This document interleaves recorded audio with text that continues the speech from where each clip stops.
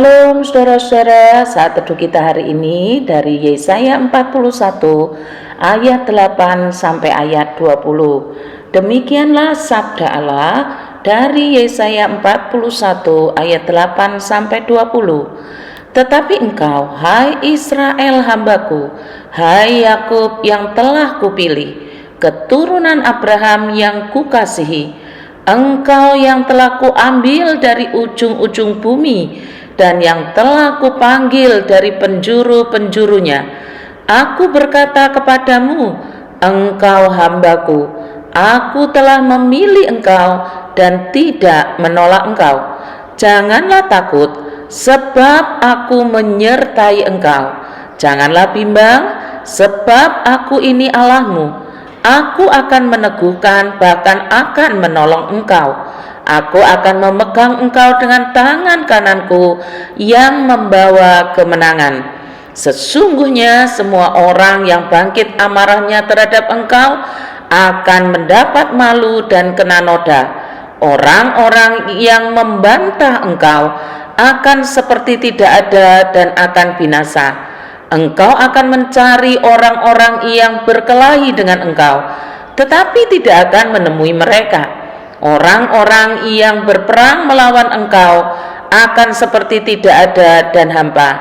Sebab aku ini Tuhan Allahmu, memegang tangan kananmu dan berkata kepadamu, janganlah takut, akulah yang menolong engkau. Janganlah takut, hai si cacing Yakub, hai si ulat Israel, akulah yang menolong engkau. Demikianlah firman Tuhan, dan yang menebus engkau ialah yang Maha Kudus, Allah Israel. Sesungguhnya aku membuat engkau menjadi papan pengirik yang tajam dan baru, dan gigi dua jajar. Engkau akan mengirik gunung-gunung dan menghancurkannya, dan bukit-bukit pun akan kau buat seperti sekam. Engkau akan menampi mereka, lalu angin akan menerbangkan mereka, dan badai akan menyerahkan mereka. Tetapi engkau ini akan bersorak-sorak di dalam Tuhan, dan bermegah di dalam yang Maha Kudus Allah Israel. Orang-orang sengsara dan orang-orang miskin sedang mencari air, tetapi tidak ada. Lidah mereka kering kehausan.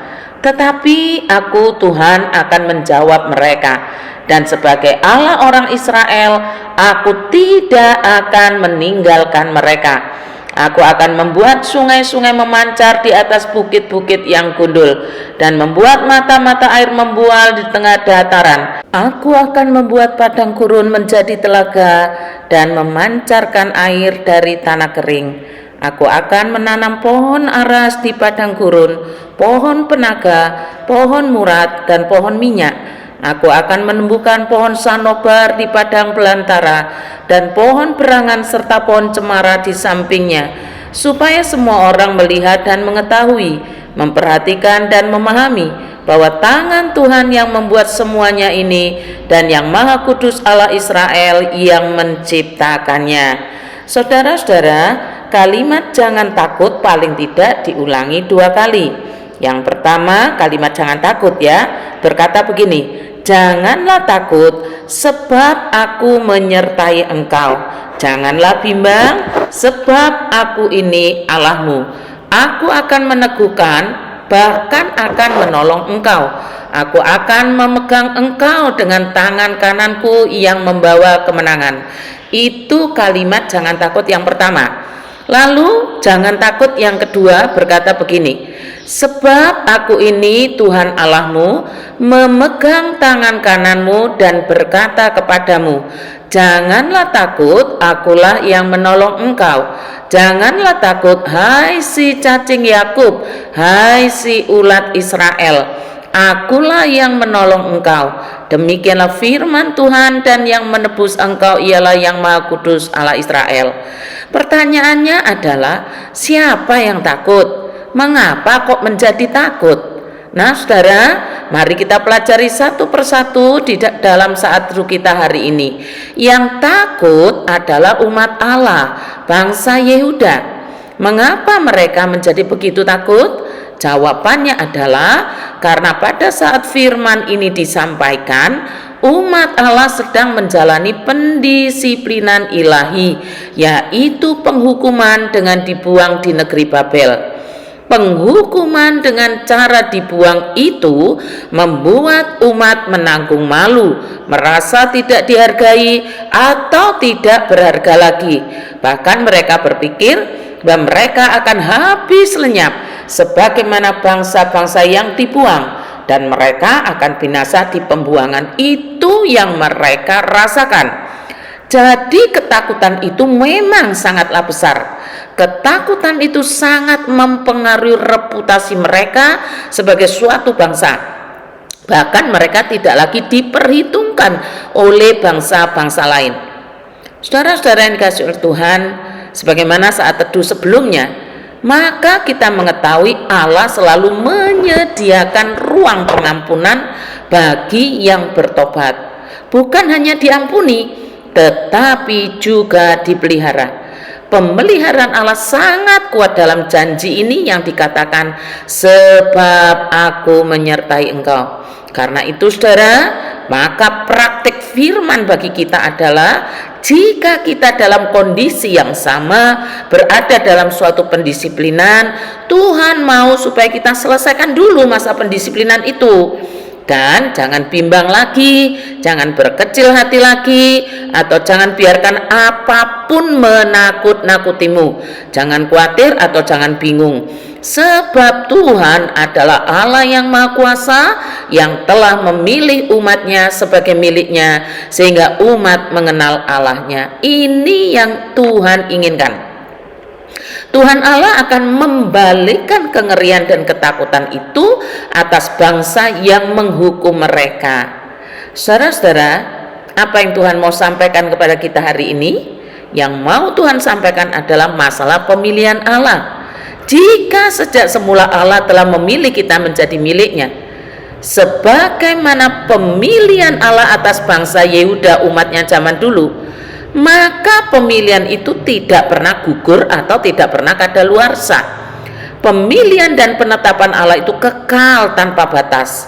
Tetapi yang harus kita mengerti adalah, sekalipun pemilihan Allah di atas kepala kita, maka kita tidak kebal terhadap dosa, tidak kebal terhadap pelanggaran dan kesalahan-kesalahan. Bahkan ketika diperingatkan berulang kali, kita seringkali sebagai gereja atau umat bisa saja tidak menghiraukan.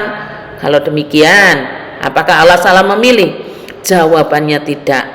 Allah tidak pernah salah memilih. Allah berdaulat penuh dalam pemilihannya. Sama seperti ketika Allah tidak pernah salah menciptakan Adam dan Hawa.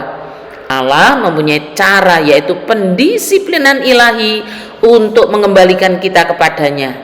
Sakit memang sakit, tetapi itulah caranya Tuhan mengasihi kita. Tuhan berkata, barang siapa aku kasihi, kata Tuhan, ia ku tegur dan ku ajar. Jadi jangan berlama-lama lari jauh dari Tuhan Allah kita. Jangan lari jauh meninggalkan Tuhan Allahmu, sebab Allah dapat menarik kita kembali kepadanya. Hanya engkau dan saya memang akan mengalami yang namanya pahit dan sengsara. Firman Tuhan katakan, relakanlah hatimu. Kiranya Tuhan memberkati kita sekalian. Mari kita berdoa. Bapa di dalam sorga, terima kasih untuk firman Tuhan hari ini.